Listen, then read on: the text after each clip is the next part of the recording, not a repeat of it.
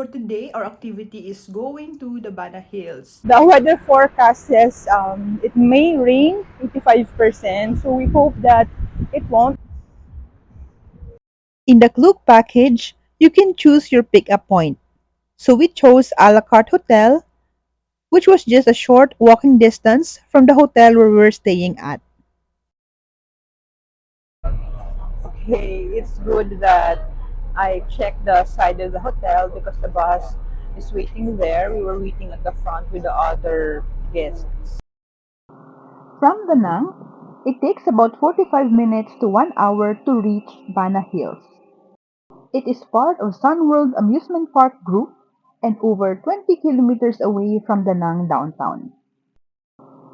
The main amusement park sits at the top of the mountain at 1,487 meters above sea level. And to reach it, you will have to ride several escalators before reaching the cable car station. So that's the cable car that we're going to ride to the top. The ticket is included in our Klook package. So we recommend buying the ticket beforehand because there's a queue if you're just going to purchase the ticket here. So the ticket is part of our Klook package. Okay, so nakasakay na kami ng cable car. So we're now inside the cable car. The capacity is up to 6 to 8 or 10 persons. Ayan, so while going up, you can see there are several water. Actually, isa lang na falls. Pero ang ganda niya, oh, cascading waterfalls. Beautiful. This is one of the 5 cable car routes. Unfortunately, because of my weather spell, look, it's too foggy. Hey!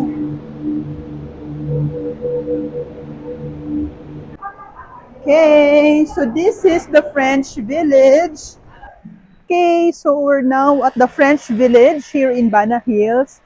Unfortunately, it's foggy, but we can see that it's clearing up a bit. So we're just going to the bridge. And then later on, we're going to have our lunch, which is included in the Klook package. It's a buffet lunch at a Rafang restaurant. Unfortunately, it was foggy when we visited in December. The French village reenacts an old-fashioned and tranquil France lined with recognizable classical landmarks such as the square, church, town, old village, and inns. So this is the main uh, area. Yan. So para kang nasa France.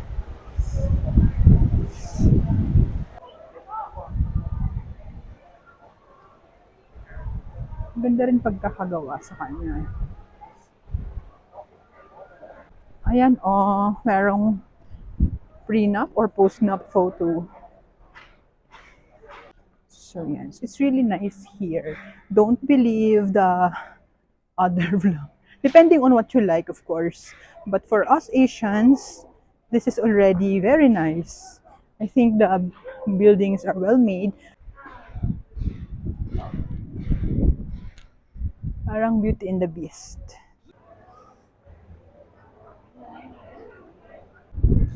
We're on our way now to the Arapang restaurant where we're going to have lunch. So this is the restaurant where we're going to eat.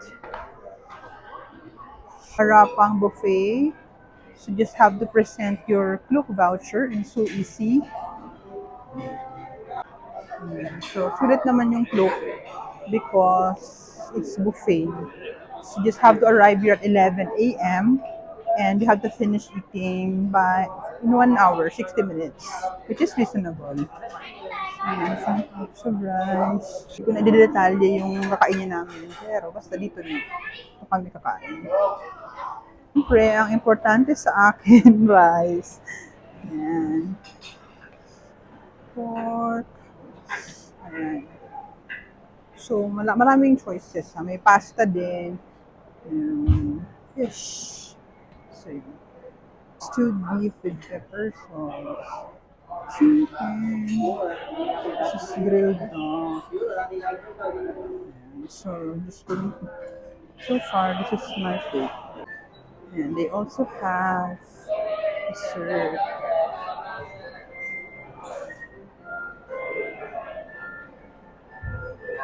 So we're at a Rapang restaurant. We're going to have lunch now. And in fairness, there are a lot of choices. Good thing I didn't eat a lot during breakfast.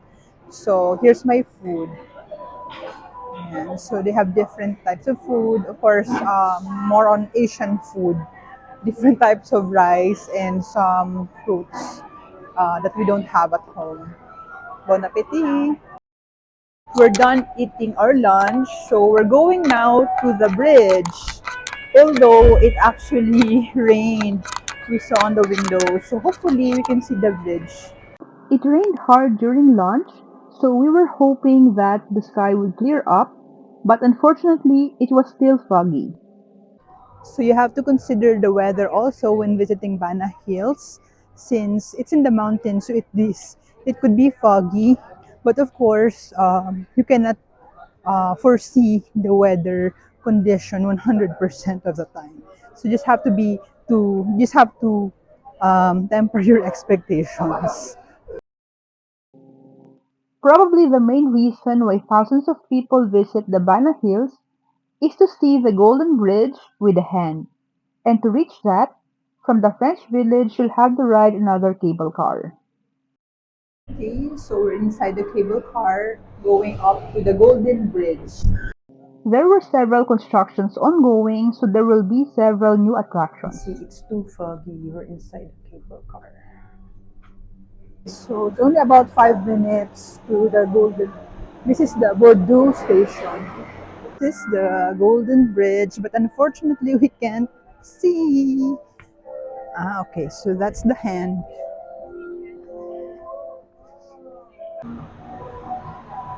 How lucky I am. It's raining.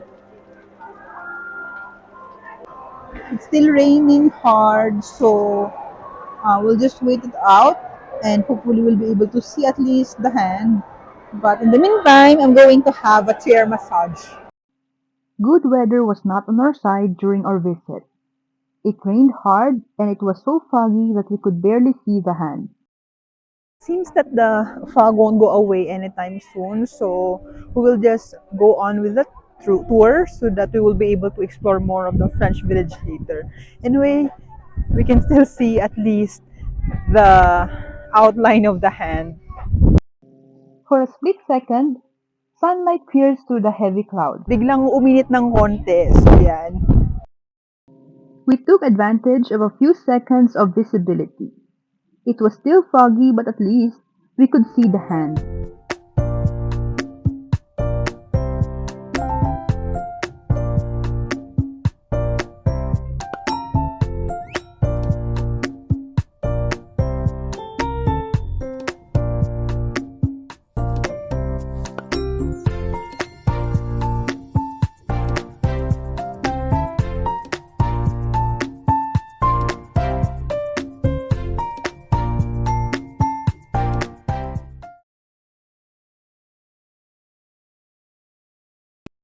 After crossing the Golden Bridge and walking for a few minutes, you will reach Le Jardin D'Amour Gardens, which is my favorite attraction. It has 9 gardens with varying architectures, landscape, and attractions.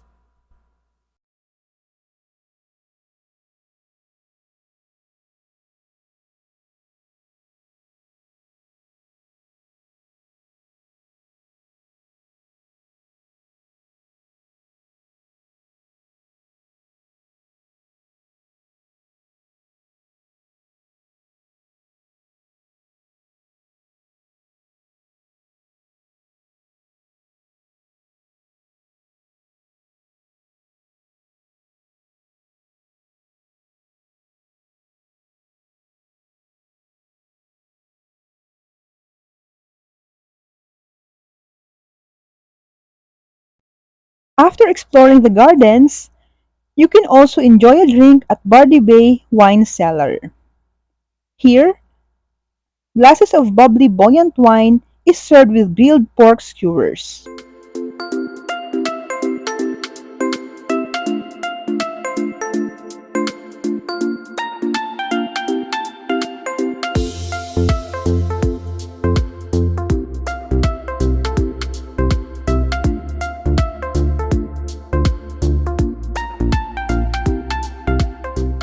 So we're done now here at the Golden Bridge, which is the highlight of Bana Hills as well as Jardin D'Amour. So we're now going back to the French village via cable car. Bye bye Golden Bridge in hands. And here. Okay, so we're going back to the French village now. And although the weather here in Bana Hills is not perfect, it's very foggy, but at least there are some moments when the sun shines. So, okay na rin, we got our photos. On our return to the French village, it was clearer so we could see that there were several ongoing constructions. So you can expect that after 2 to 3 years, there will be more attractions here at Sunworld Bana Hills. We're back in the French village.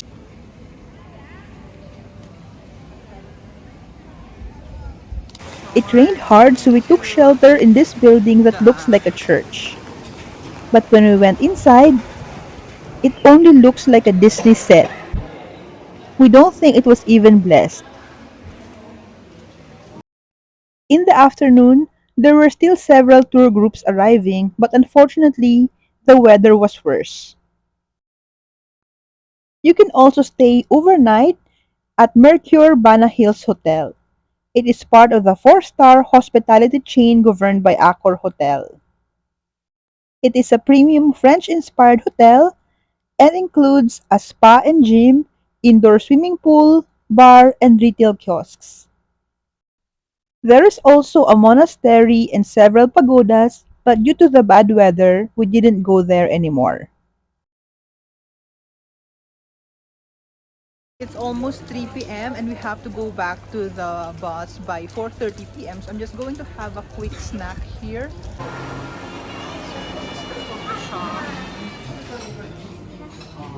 There's also a Starbucks here.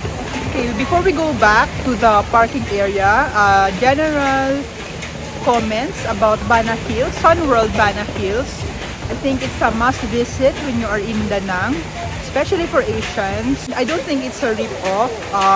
If you come here, there are several coffee shops, restaurants, and the price is not so expensive. It's even if it's a tourist place, it's not too expensive. And of course, as I mentioned earlier, you just have to consider the weather when you're coming here. Because it's at the top of the mountain, it would be foggy. So if it's not sunny, you can expect fog. So you might not be able to see all the views. But overall, I would recommend going here. It's better if you book your ticket in advance so that you avoid a queue. So we're going home, but look at the fog.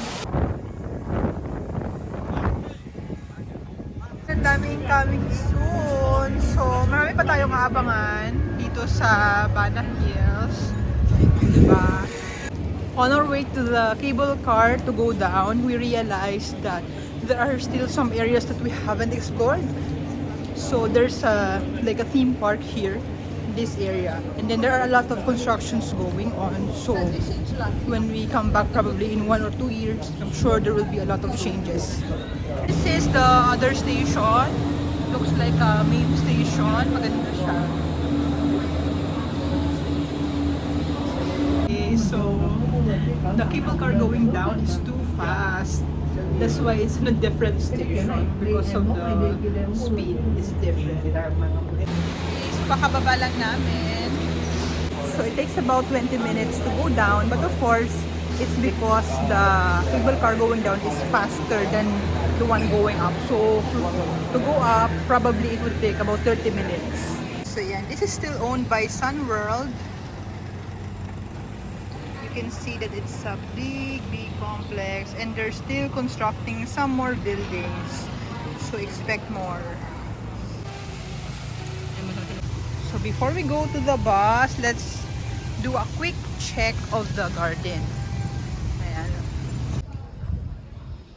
So nakasakay na kami ng bus and overall review of the Klook experience, I recommend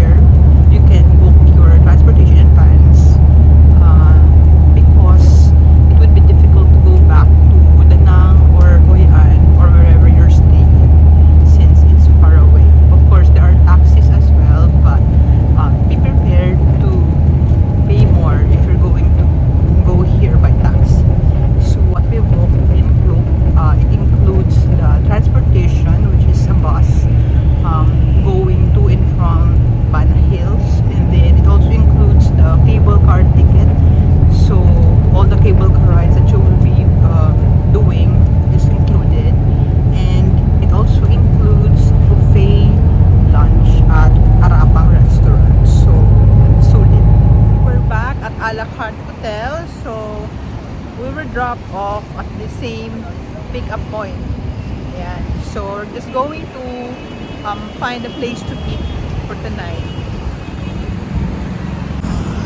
So this is the Danang beach area, and you will see there are several hotels here. Our hotel is over there. These are the buildings, and here.